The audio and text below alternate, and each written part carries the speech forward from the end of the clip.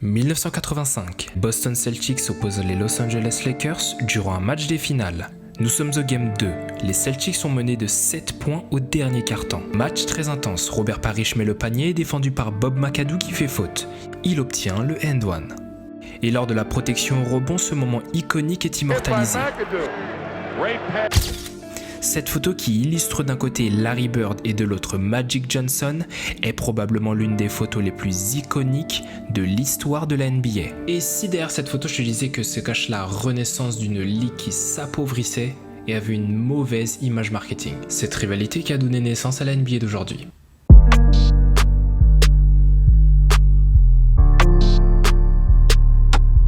Nous sommes dans les années 70, la ligue n'est quasiment pas regardée, et même les matchs de finale sont rediffusés. C'est une ligue qui manque beaucoup de moyens financiers, dont le salaire moyen des joueurs au début de la décennie était d'environ 35 000 $ par année. Tellement dur financièrement que le MVP légende des Celtics, Dave Cowens, était chauffeur de taxi pendant l'intersaison. Et John Havlicek, une autre légende des Celtics, était commercial. La NBA avait mauvaise réputation. De plus, le FBI enquêtait même sur la franchise des New York Knicks, car elle est soupçonnée de trafic de drogue et de matchs arrangés. C'est-à-dire que même la NCAA, qui était le championnat universitaire, avait une meilleure réputation que la NBA. Mais tout cela va changer dans les années 80. Comme je l'ai si bien analysé dans la première vidéo de cette chaîne, les années 80 sont comme un alignement des planètes qui donna naissance à plusieurs mouvements culturels. Cette fois-ci, nous allons zoomer sur le business qu'est la NBA.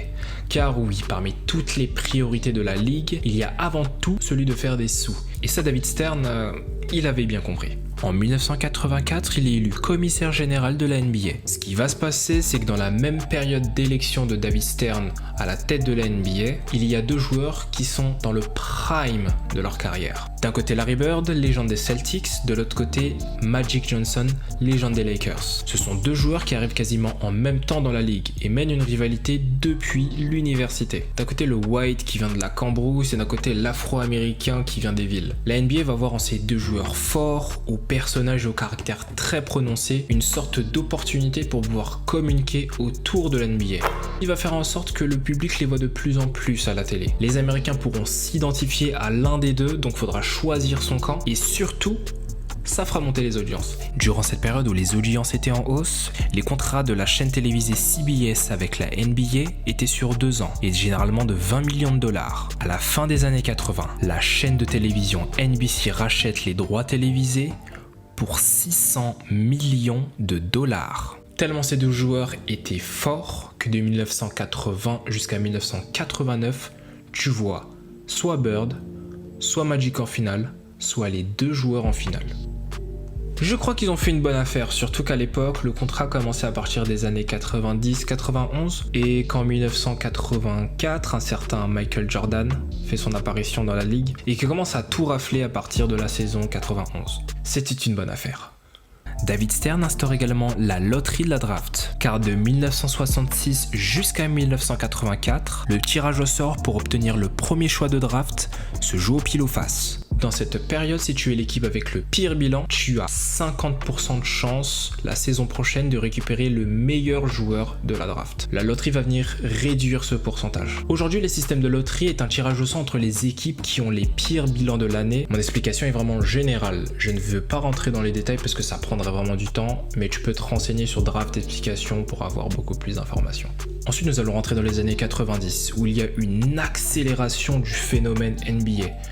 Non pas uniquement aux États-Unis, mais partout dans le monde. L'événement qui viendra catapulter la popularité de la NBA sont les Jeux Olympiques de 1992 à Barcelone. La Dream Team est le surnom donné à l'équipe nationale des États-Unis. La Dream Team 92 est venue montrer au monde entier que le basketball, ça se passait aux États-Unis. En fait, c'était beaucoup plus qu'une équipe de basket, c'était des superstars, les types Magic Johnson, Charles Barkley, Chris Mullin, John Stockton, Karl Malone, Clyde Drexler, Scottie Pippen, Larry Bird, Patrick Ewing, David Robinson, Christian Laettner et Michael Jordan.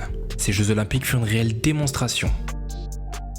Après cet événement, beaucoup plus de contrats de la NBA ont commencé à être vendus partout dans le monde. C'est également à partir de cette période que beaucoup de joueurs internationaux ont commencé à rêver de jouer en NBA. Je pense notamment à des légendes qui sont européens et qui sont rentrés un peu plus tard en NBA tels que Dirk Nowitzki qui était fasciné par le joueur Charles Barkley, donc du coup a pris le numéro 41, donc le 14 inversé, mais également Tony Parker. Dans cette période, il y a également l'expansion de la NBA. Elle passe de 22 à 30 franchises, dont une aujourd'hui qui est au Canada. Il y a même des potentielles discussions de franchises en dehors du sol nord-américain, c'est-à-dire soit en Europe, soit en Asie. En gros, la NBA aujourd'hui est diffusée dans 215 pays. Oui, l'ONU en reconnaît officiellement 197, mais c'est diffusé en Ossétie du Sud, en Azad-Cachemire, dans les territoires un peu, tu vois. Aujourd'hui, dans le monde entier, mais notamment aux États-Unis, ce n'est pas le sport qui rapporte le plus financièrement. La NFL fait le double en termes de revenus. Néanmoins, la NBA est peut-être le sport qui a donné naissance à beaucoup plus d'icônes dans le monde.